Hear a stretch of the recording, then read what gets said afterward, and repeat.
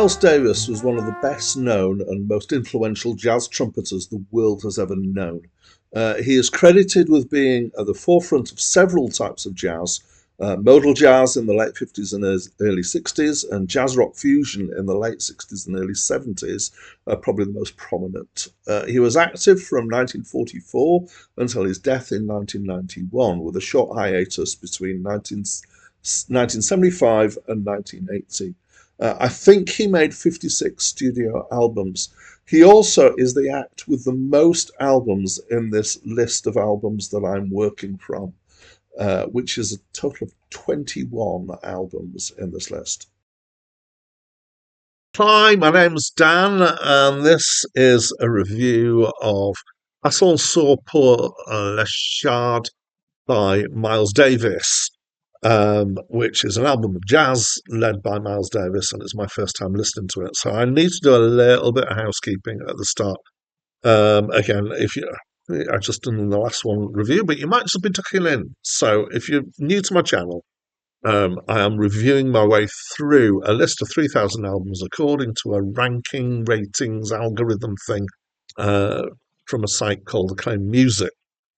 And occasionally I have a question, which is, which album am I actually meant to be reviewing? So which are they referring to? And on this occasion, they have given two album names.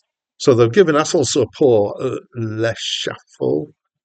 I hope my pronunciation is reasonable, which is French, fairly obviously, and a jazz track. So these were two albums which were released by Miles Davis.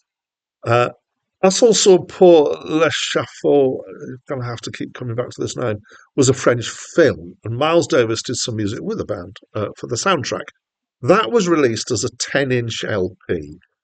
Jazz Track was released the following year, and was a 12-inch LP, which had the entirety of the original 10-inch LP on the first side, and then the second side was some more stuff which wasn't connected with the film, which was actually recorded with an entirely different band with a whole lot of names that I know, and I didn't know the names for the stuff for the first one. Which one do I review? Well, I'm reviewing the 10-inch LP, which was the original one, and the reasons for this is. Why do you care? The reasons for this is because I tried to follow the intention of Acclaimed Music. This is listed as 1958, which is when the first album came out. But when they often what happens if they give two names, it's because an album has been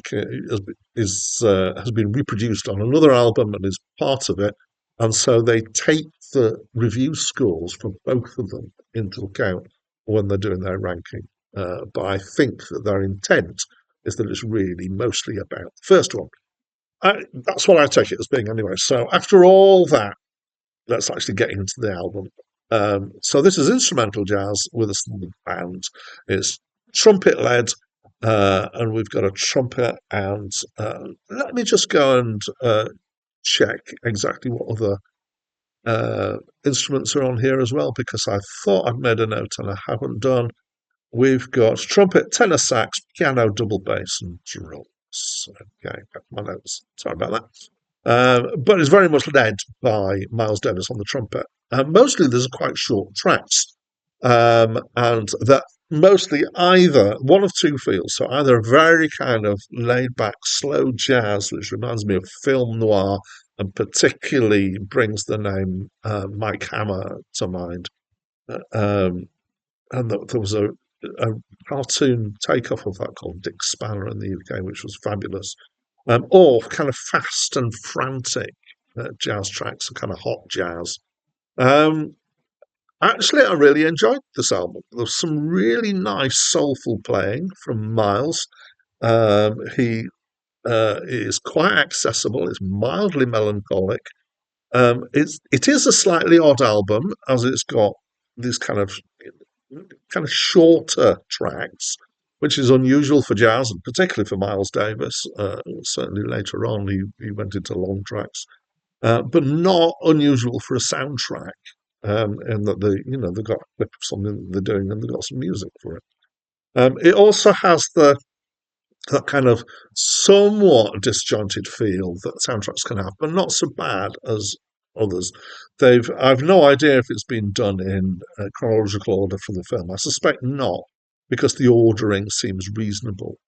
It's also slightly oddly recorded, uh, so it seems to have more than normal reverb for the time on it, making it sound like it's being recorded in an empty nightclub. It also then kind of gives me a bit of a Twin Peaksy feel to it, because they had jazz that had that kind of feel to it, and a bit of that kind of style of sound. Possible that Twin Peaks took the idea from something like this. So back to what I felt. Yeah, I liked it. It wasn't earth shattering, but it's also quite cool. But because it's a 10-inch LP, it's also quite cool. So that's what I think of this album. As always, I'd love to know what you think. So please, will you let me know by leaving me a comment? And that's it from me for now.